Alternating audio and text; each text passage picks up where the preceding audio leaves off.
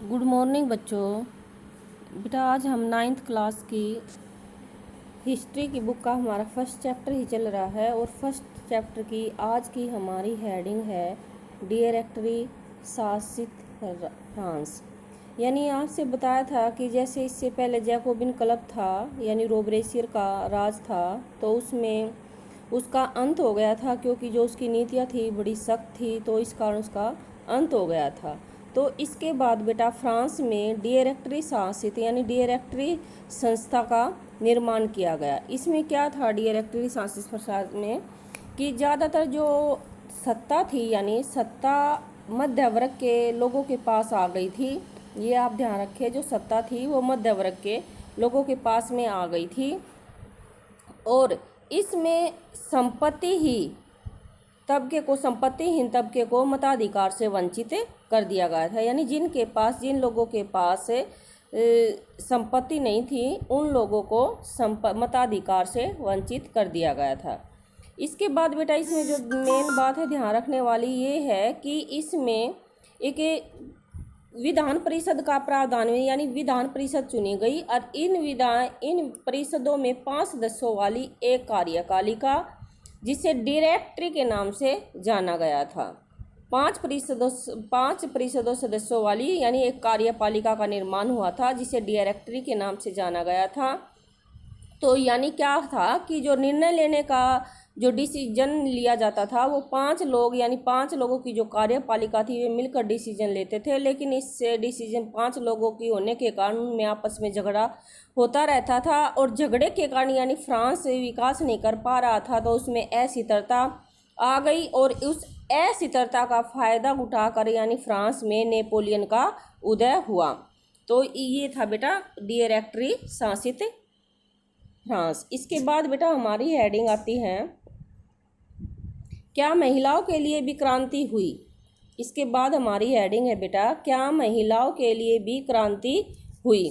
तो इसमें देखिए बेटा महिलाओं के यानी जो महिलाओं का आपको पता है कि ज़्यादातर जो महिलाएं थी तीसरे तबके के यानी तीसरे एस्टेट में शामिल थी। तो जो घरेलू महिलाएं थी तो वो घर के कार्यों में लगी रहती थी, जैसे जो भी घर के कार्य होते हैं उनमें लगी रहती थी। लेकिन जो पढ़ी लिखी महिलाएं थी, केवल धनी महिलाएं थी केवल, जैसे आप देख सकते हैं कि जो घरेलू थी तीसरे एस्टेट में जीविका निर्वाह के लिए ये कार्य करती थी, सिलाई बुनाई कपड़ों की धुलाई बाजारों में फूल सब्जियां घरेलू यानी कामों में लगी रहती थी। इसके बाद जो बेटा पढ़ाई लिखाई जो धनी महिलाएं थी तीसरे एस्टेट के धनी परिवारों की लड़कियां ही यानी पढ़ पाती थी। इसमें मेन बेटा ये है जब जो पढ़ी लिखी महिलाएं थी इन्होंने यानी जैकोबिन क्लब के खिलाफ यानी आवाज़ भी उठाई और इसमें आवाज़ उठाने के लिए इन्होंने 60 क्लबों की यानी स्थापना की। परंतु जब ये ज़्यादा यानी ये आवाज़ उठा रही थी अपने अधिकारों को मांगने के लिए, यानी इन्होंने अखबार भी निकालने शुरू किए, राजनीतिक क्लब भी बनाए और अखबारों में आप देख सकते हैं कि इस तरह से 60 क्लब अस्तित्व में आए। तो बेटा इसमें ये बात बताई गई है कि जब महिलाओं ने अपने अधिकारों को पाने के लिए यानी अखबारें निकाली क्लबों की वगैरह की स्थापना की, तो इसमें भी यानी लोगों ने यानी जो वहाँ का राजा था उसने यानी इनकी मांगों को स्वीकार नहीं किया और पुरुषों के समान राजनीतिक अधिकार प्राप्त नहीं होने चाहिए यानी इस तरह से किया, तो लोगों को इनके क्लब बंद कर दिए गए और कुछ लोगों को फांसी की सज़ा दी गई। लेकिन बेटा इसमें क्या हुआ कि फिर भी महिलाओं ने यानी अपने संघर्ष को जारी रखा और संघर्ष को जारी रखने के कारण फिर सरकार ने उनके हितों का प्रतिनिधित्व यानी फिर सरकार ने इनकी मांगों को मानने का कानूनी रूप दे दिया। कानूनी रूप में क्या दिया कि लड़कियां स्कूल में लड़कियों का अनिवार्य हो गया स्कूल में जाना। पिता उन्हें उनकी मर्जी के खिलाफ शादी करने के लिए बाध्य नहीं कर सकता था। शादी के लिए अनुबंध यानी कानून वगैरह लगा दिए गए, तलाक को कानूनी यानी इस तरह के जो बेटा वो थे कलाकार बन सकती थी, व्यावसायिक प्रशिक्षण ले सकती थी, छोटे मोटे व्यवसाय चला सकती थी। यानी जब उन्होंने यानी इस तरह से महिलाओं ने यानी संघर्ष को जारी रखा तो आखिरकार में सरकार ने कुछ कानून लागू कर दिए और उन कानूनों में इस तरह की उनको सुविधा दी गई। इसके बाद है बेटा फ्रांस, फिर 1946 को, ये भी आपने याद रखना है कि 1946 को फ्रांस में मताधिकार हासिल हो गया। ये इम्पोर्टेंट है बेटा, 1946 में जो महिलाओं को है वो भी मताधिकार प्राप्त हो गया था। इसके बाद बेटा हमारा टॉपिक आता है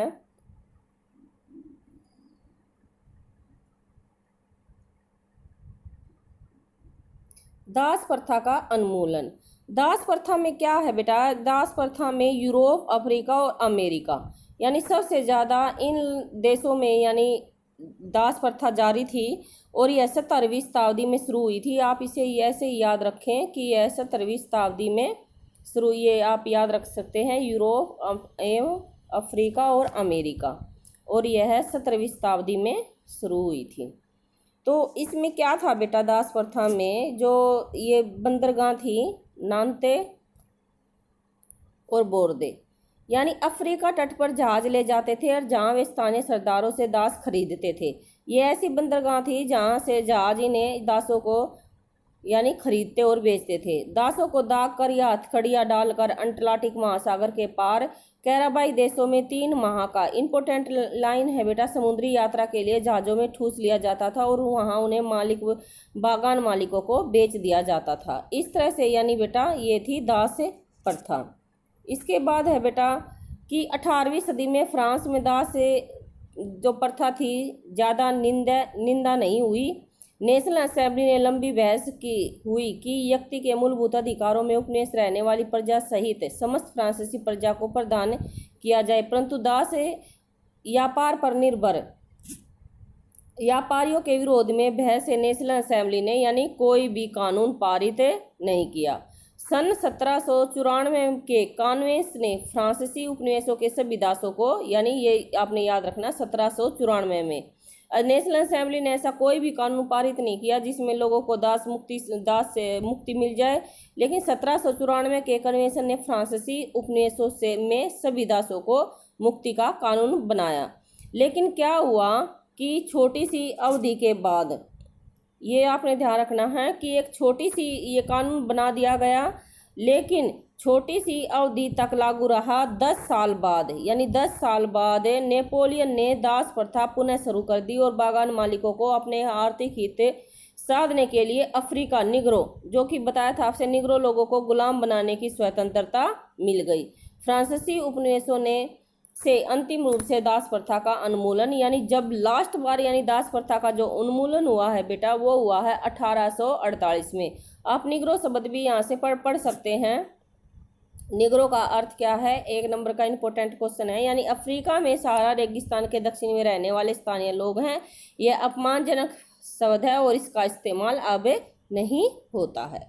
इसके बाद है बेटा हमारा क्रांति और रोजाना की जिंदगी। यानी अब क्या हुआ, जैसे कि हमने पढ़ा था कि राजा जो बोनापार्ट था यानी उसका, ये क्रांति और रोजाना की जिंदगी के बारे में है बेटा कि सन 1789 के वर्षों में फ्रांस के पुरुषों और महिला और बच्चों को, यानी क्या हुआ 1789 में के बाद जैसे कि राजाओं का यानी अंत हो गया था राजतंत्र का, तो इसके बाद फ्रांस के पुरुषों को, महिलाओं को और बच्चों को के जीवन में यानी कुछ परिवर्तन आए। क्रांतिकारी सरकार ने कानून बनाए कि स्वतंत्रता या समानता के आदर्शों को रोजाना की जिंदगी में उतारने का प्रयास किया गया, यानी लोगों के सुधार के लिए कानून बनाए गए। बास्तिल के विध्वंस यानी बास्तिल के पतन के बाद आपने पढ़ा था 1789 की गर्मियों में जो सबसे महत्वपूर्ण कारण ऊपर आया बेटा वो था, इसमें सबसे इम्पोर्टेंट इसमें यही है कि क्या हुआ 1789 में जब फ्रांस से आज़ाद हो गया यानी वहाँ से राजतंत्र का अंत हो गया, तो वहाँ पर कानून बनाया गया, कुछ तो लोगों में यानी समानता के अधिकार वगैरह दिए गए और वहाँ पर एक कानून अस्तित्व में आया जो थी सेंसरशिप की समाप्ति। इसमें क्या था बेटा कि सरकार प्राचीन राजतंत्र के अंतर्गत लिखित सामग्री जैसे सांस्कृतिक गतिविधियाँ, किताब, अखबार, नाटक को राजा सेंसर यानी राजा इनको सेंसर यानी छिपने नहीं देता था। लेकिन अब क्या होगा, अब घोषणा पत्र ने यानी ये घोषणा पत्र जारी हुआ कि भाषण, व्यक्ति की स्वतंत्रता यानी लोगों का अधिकार यानी जो सेंसरशिप की समाप्ति है कि खबर छापने की आज़ादी दे गई और लोगों को अपनी अभिव्यक्ति यानी अपने विचार वगैरह प्रकट करने की स्वतंत्रता दे दी गई। इसमें फिर क्या हुआ, अखबारों पर्चों पुस्तकों में छपी तस्वीरों की बाढ़ सी आ गई। यानी ये सब जब सेंसरशिप वहाँ से हट गई तो अखबार पर्चे पुस्तकें वगैरह छपने लगी और वह तेजी से गांव देहात वगैरह में फैलने लगी। प्रेस की स्वतंत्रता का मतलब था कि किसी भी घटना पर परस्पर विरोधी विचार भी व्यक्त किए जा सकते हैं। तो इस तरह से यानी वहाँ पर फ्रांस में क्रांति आई कि एक दूसरे से के साथ यानी अपनी बातों को शेयर कर सकते हैं किताबों के माध्यम से, पत्र के माध्यम से और प्रिंट माध्यम से का उपयोग करके एक पक्ष से यानी जब प्रिंट यानी किताबें छपने लगी तो एक पक्ष से दूसरे पक्ष को अपने दृष्टिकोण से के माध्यम से सहमत कराने की कोशिश की गई। नाटक, संगीत, उत्सवी जुलूस असंख्य लोग यानी इसमें जाने लगे। स्वतंत्रता और न्याय के बारे में राजनीतिकों और दार्शनिकों के लेखन को समझने और उससे जुड़ने का लोकप्रिय तरीका था, क्योंकि किताबों को पढ़ना तो मुट्ठी भर शिक्षित यानी सिर्फ पढ़ना तो शिक्षित लोग ही जानते थे, यानी जो लोग पढ़े लिखे थे सिर्फ वही उनको पढ़ सकते थे। इसके बाद बेटा हमारा है सारांश। सारांश में क्या है बेटा, जैसे हमें लिख देते हैं कि हमें इसका उद्देश्य क्या है, कि हमें मिल क्या रहा है इससे, क्या यानी निष्कर्ष क्या निकाला है। सारांश में हम ये पढ़ेंगे कि इसका निष्कर्ष क्या है। पाठ का निष्कर्ष ये है बेटा 1804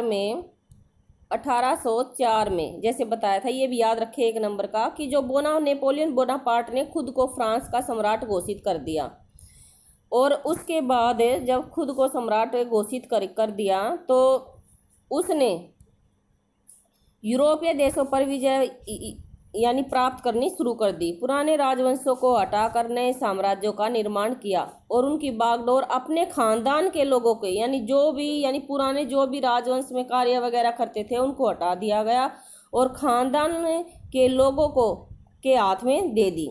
नेपोलियन खुद को यानी आधुनिकरण का, नेपोलियन को ऐसा लगता था कि मैं आधुनिकरण यानी नया या विकास करने का यानी अगर दूत हूँ, मेरे पास ऐसा है कि मैं फ्रांस को यानी विकास की ओर ले जा सकता हूँ। तो उसने वह अपने आप को आधुनिकरण का अग्रदूत मानता था। उसने निजी संपत्ति की सुरक्षा के कानून और दशमलव पद्धति का नाप तोल, ये क्वेश्चन बेटा इंपॉर्टेंट है, आप ध्यान रखिए इसका, कि उसने क्या किया। एक तो नेपोलियन खुद को आधुनिकरण का अग्रदूत मानता था, उसने एक कानून क्या बनाया, निजी संपत्ति की सुरक्षा के कानून बनाए और दशमलव पद्धति के आधार पर नाप तोल की एक सामान्य प्रणाली चलाई। शुरू में बहुत सारे लोगों को यानी ऐसा लगा कि भाई हम इससे आज़ाद हो सकते हैं, यानी मुक्तिदाता लगा, और उसने जनता को स्वतंत्रता दिलाने की उम्मीद भी यानी लोगों को दिलाई। जल्दी ही उसकी सेनाओं को लोग हमलावर, लेकिन जल्दी ही लोगों की समझ में आ गया कि यह तो मतलब लोगों की भलाई के लिए कार्य नहीं कर रहा है, यानी उसकी जो हमलावर लोग जो हैं उसकी जल्दी ही सेनाओं को हमलावर मानने लगे। आखिरकार 1815 में वाटरलू में उसकी हार हुई। यूरोप के बाकी हिस्सों में मुक्ति और आधुनिक कानूनों को फैलने वाले क्रांतिकारी उपायों का असर उसकी मृत्यु के काफ़ी समय बाद सामने आया। इसके बाद बेटा हमारी हेडिंग है स्वतंत्रता और जनवादी अधिकारों के विचार फ्रांसीसी क्रांति की सबसे महत्वपूर्ण विरासत थे। बेटा ये क्वेश्चन आपका महत्वपूर्ण है, ये भी आ जाता है कई बार कि फ्रांसीसी क्रांति के में विरासत में क्या मिला, यानी सभी लोगों को यानी जो और दूसरे देश थे जो स्वतंत्रता थी और लोगों ने अपने अधिकारों को पाने के लिए फ्रांसीसी क्रांति यानी सबसे पहले ऐसे विचार फ्रांस में आए थे, तो इसलिए फ्रांसीसी क्रांति की सबसे महत्वपूर्ण ये विरासत थी। ये विचार 19वीं सदी में फ्रांस से निकलकर बाकी यूरोप के देशों में भी फैले और इसके कारण शांति जो व्यवस्था थी उसका नाश हुआ। औपनिवेशिक समाजों ने संप्रभु राष्ट्र राज्य की स्थापना के अपने आंदोलन में दासता से मुक्ति का विचार की परिभाषा भी दी। इसके बाद टीपू सुल्तान और राजा राजमोहन राय जैसे क्रांतिकारी फ्रांसों में यानी इन विचारों से यानी उन्होंने भी प्रेरणा ली। यानी ये दो जो हैं राजा राजमोहन राय और टीपू सुल्तान, ये दो महत्वपूर्ण उदाहरण हैं जिसने फ्रांसीस की क्रांति से यानी स्वतंत्रता और जनवादी जो अधिकार हैं उनका उठाकर जो समाज में बुराइयां फैल रही थी यानी उन बुराइयों को ख़त्म किया। तो आज का लेसन बेटा हमारा समाप्त हो जाता है, फर्स्ट लेसन। Thank you.